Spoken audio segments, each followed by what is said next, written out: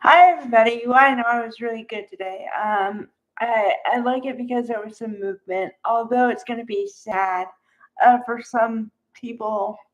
Well, I would include myself on it because I applauded YNR when they had a same-sex couple that they married and everything. I was like, yay, okay. But they've been married for 2 years, give or take, and they're headed for separation. And why? Because Mariah is still dealing with the guilt of doing something, although I have a clear picture on that too. But the point is, she's not willing to tell her wife, Tessa, what she did and whatever, so they can't move forward. And luckily, Tessa finally said, okay, I give up because I've tried to let you in. I've tried to say, I'll understand, just talk to me. And you won't talk to me. So what else can I do? And she even pleaded with her because, they have a young daughter, Arya, right? And so she says, Arya needs both of us. And Mariah just would not budge. Now, I think that it's twofold why Mariah made the choice she made. I think in large part it is because of what he did, which I think she unconsciously unalived somebody, but also because she's kind of been lurking in the background whenever Daniel and Tessa are hanging out, and Tessa's giving Daniel guitar lessons, and so she thinks that there's chemistry there. That's not fully there yet. I mean, they're friends now, nothing else. But she has already conjured in her mind that it has to be something else. So I think that that's part of the reason also she gave up so quickly. Um, which, like I said, is sad because I would like to see an LGBTQ whatever storyline that comes out to fruition and they end up happy. Not where, okay, you can say, okay, I tried, but it didn't work out. I don't like it. I think it's a cop out.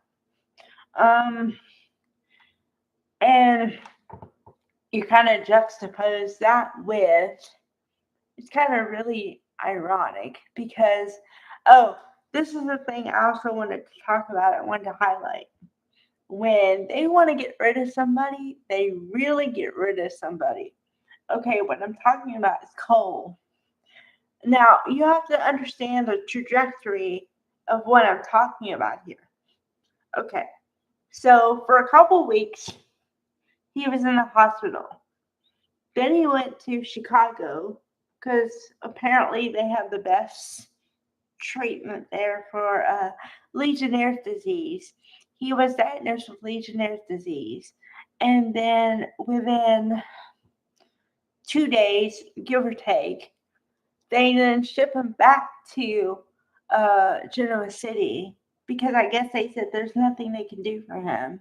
Meanwhile, all the Newmans, besides Victoria and Claire, are off in France dealing with Kane Ashby, formerly known as Dumont. Okay, so let's talk about the swiftness. One time he was in the hospital. Then remember that day I said that he said, well, at least you're here to say goodbye. And within that day, he passed on, whatever word you want to put, okay? Because they came back with some of his belongings. Well, today, Tuesday, they now have talked to the people to make further arrangements and everything. In the matter of everything, in the matter of 3 weeks, 3 weeks. Wow. Okay, that's swift.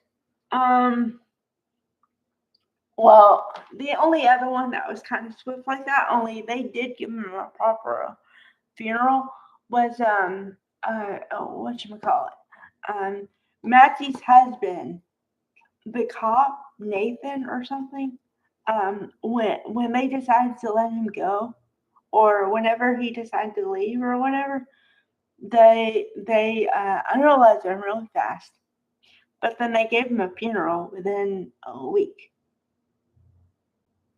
I remember that because I was like, wow, that was fast. Everything was just fast. Okay, so now you have something else to play with, which is what's going to happen with Victoria and Claire going forward, right?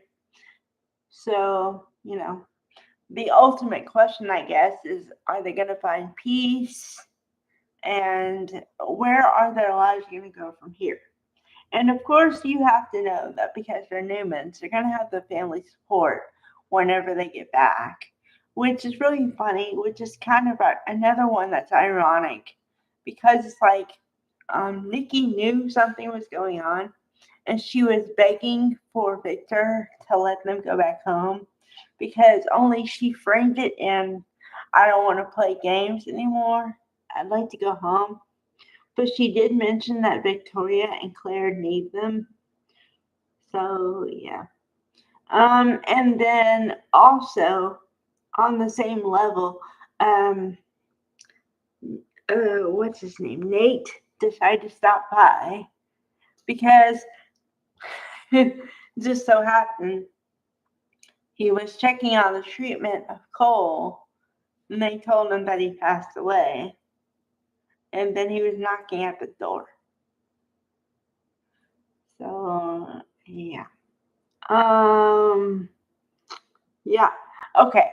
And then on another front, Danny is gonna propose to Cricket or Christine again, apparently, because he proposed before and whatever.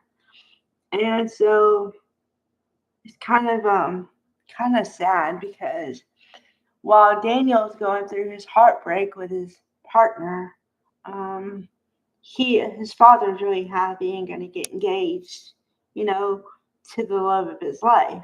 And Danny did talk about it and he said he felt guilty for being so happy when he knows his son is going through this stuff.